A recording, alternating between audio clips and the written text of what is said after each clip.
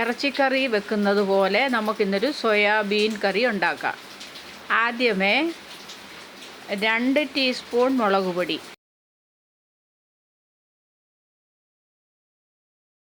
2.5 teaspoon മല്ലിപ്പൊടി,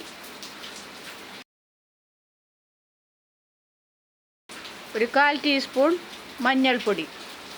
ഇത്രയും ഒരു പാത്രത്തിലോട്ട് എടുത്തിട്ട് ഒട്ടും എണ്ണ ഒഴിക്കാതെ നമുക്കൊന്ന് ചെറിയ തീയിലിട്ട് ഒന്ന് ചൂടാക്കിയെടുക്കാം. അപ്പോൾ ഈ മുളകിൻ്റെയും മല്ലിയുടെയൊക്കെ പച്ച ചുവയങ്ങ് മാറിക്കിട്ടും. ചെറിയ തീയിലിട്ട് ഒരു 2 മിനിറ്റ് ഒന്ന് ചെറിയ തീയിലിളക്കി കളയുമ്പോൾ ഇതിൻ്റെ ആ പച്ചമണമൊക്കെ അങ്ങ് മാറും. ഇതിപ്പോൾ ആയിട്ടുണ്ട്. നമുക്കൊരു പാത്രത്തിലോട്ട് ഒരു മണമൊക്കെ വരും അന്നേരം എടുക്കണം. കളറൊന്നും മാറിപ്പോകരുത്, കരിഞ്ഞും പോകരുത്. ഇതിവിടെ മാറ്റി വെക്കാമേ. ഇനി നമുക്ക് ഒരു പാത്രത്തിലോട്ട് ഒരു 3 ടേബിൾ സ്പൂണ് എണ്ണ ഒഴിച്ചു.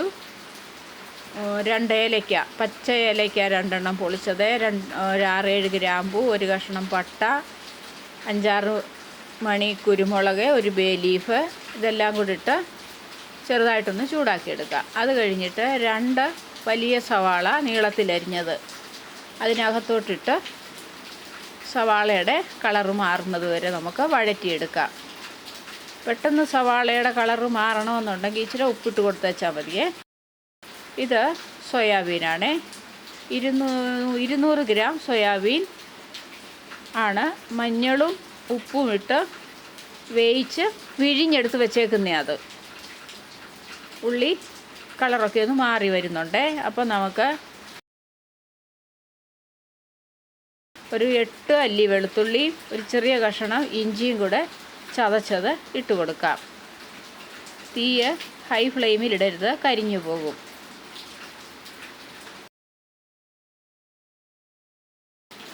രണ്ട് തക്കാളി അരിഞ്ഞതാണ്, അതും അങ്ങോട്ട് ഇട്ട് കൊടുക്കാം. തക്കാളി ഒന്ന് സോഫ്റ്റായി വരട്ടെ.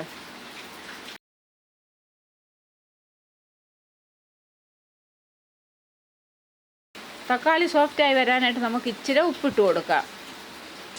ഉപ്പിട്ട് കൊടുക്കുമ്പോൾ തക്കാളിയിൽ നിന്ന് വെള്ളമൊക്കെ ഇറങ്ങി വരുമേ. ഇനി നമുക്ക് തക്കാളി എളുപ്പം സോഫ്റ്റ് ആകാനായിട്ട് ഇതൊന്ന് അടച്ചൊരു 2 മിനിറ്റ് ഇരുന്ന് വേകട്ടെ. ആ സമയം കൊണ്ട് നമ്മൾ ആദ്യം മുളകും മല്ലിയൊക്കെ വറുത്ത് വെച്ചില്ലേ, അതൊന്ന് അരച്ചെടുക്കാം. ഈ തക്കാളി ഉള്ളിയും കൂടെ ഇടയ്ക്കിടയ്ക്കൊക്കെ ഒന്ന് ഇളക്കി കൊടുക്കണം, അല്ലെങ്കിൽ അടിക്ക് പിടിക്കുമേ. ഇപ്പോൾ നമ്മുടെ തക്കാളിയിൽ നിന്ന് എണ്ണയൊക്കെ തെളിഞ്ഞു വന്നു. നമ്മൾ അരച്ച മുളകും മല്ലിയും കൂടെ അങ്ങോട്ട് ഒഴിച്ചു കൊടുക്കാം. ഇച്ചിരി വെള്ളം കൂടെ ഒഴിച്ച് ഈ ഗ്രേവിയെ നമുക്കൊന്ന് കുറുക്കിയെടുക്കാം. ഇതുപോലെ കുറുക്കിയെടുക്കണേ. ഇച്ചിരി കരിയാപ്പിലയും കൂടി ഇട്ട് കൊടുക്കാം. പിന്നെ നമ്മൾ ഉപ്പും മഞ്ഞളും ഇട്ട് വേവിച്ച് പിഴിഞ്ഞെടുത്ത സോയാബീൻ അങ്ങോട്ട് ഇട്ട് കൊടുക്കാം. സോയാബീൻ നല്ല പ്രോട്ടീനൊക്കെ ഉള്ളതാണ്.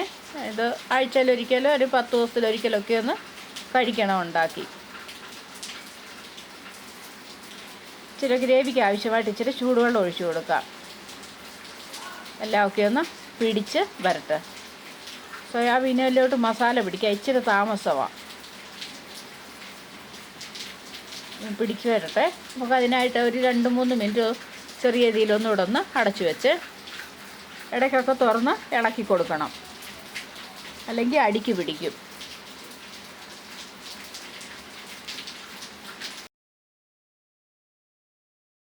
ഇച്ചിരി ഉപ്പ് കുറവുണ്ട്, ഇച്ചിരി ഉപ്പ് കൂടി ഇട്ട് കൊടുക്കുവാന്നേ.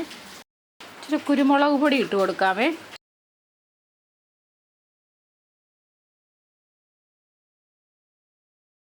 അര ടീസ്പൂൺ മീറ്റ് മസാലയാണ് ഇട്ട് കൊടുത്തത്.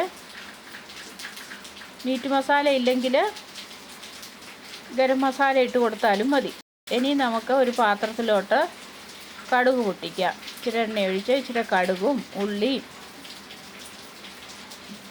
എല്ലാം ഇട്ട് ഒന്ന് വഴറ്റി ഒരു ചെറിയ പിടി തേങ്ങാക്കൊത്താണ് ഇട്ടത്.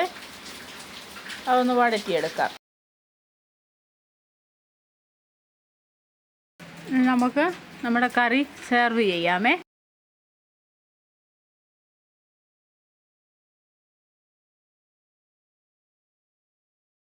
ഇച്ചിരി മല്ലിയില ഇട്ട് കൊടുക്കാമേ.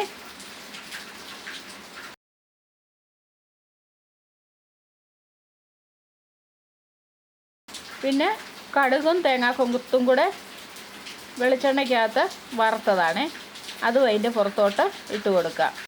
എല്ലാവരും ഇങ്ങനെ ഒന്ന് ഉണ്ടാക്കി നോക്കണേ. വീഡിയോ ഇഷ്ടമാകുവാണെങ്കിൽ ലൈക്ക് ചെയ്യണം, സബ്സ്ക്രൈബ് ചെയ്യണം. Thank you.